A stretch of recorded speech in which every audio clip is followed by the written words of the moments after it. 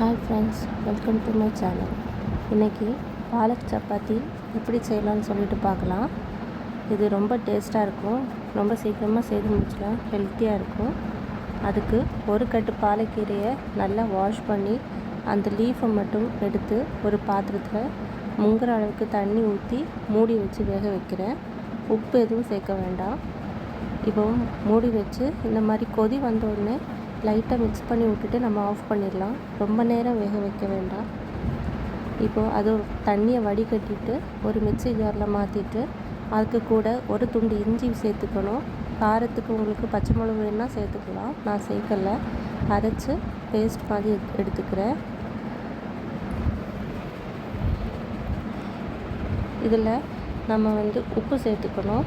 மாவு போடும்போது அதுக்கு தேவையான உப்பு எல்லாம் சேர்த்து போட்டுக்கணும். இப்போ மாவு சேர்த்துட்டு சப்பாத்தி மாவு மாதிரி நல்லா மிக்ஸ் பண்ணி எடுத்துக்கணும். இப்போ சப்பாத்தி மாவு மாதிரி வந்துடுச்சு. இதை நான் சப்பாத்தி மாதிரி போட்டு எடுத்துக்கிறேன். ரொம்ப சாஃப்டாக இருக்கும். இந்த மாதிரி போட்டு எடுத்துக்கோங்க. பாலக் சப்பாத்தினால கொஞ்சம் நெய் தடவி சுட்டு எடுங்க, அப்போ தான் கொஞ்சம் கூட டேஸ்ட்டாக இருக்கும். இந்த மாதிரி நெய் தடவி 2 பக்கம் சுட்டு எடுத்துக்கோங்க. இப்போது டேஸ்டியான பாலக் சப்பாத்தி ரெடி ஆகிடுச்சு. ரொம்ப டேஸ்ட்டாக இருக்கும். ட்ரை பண்ணி பாருங்கள். தேங்க்ஸ் ஃபார் வாட்சிங்.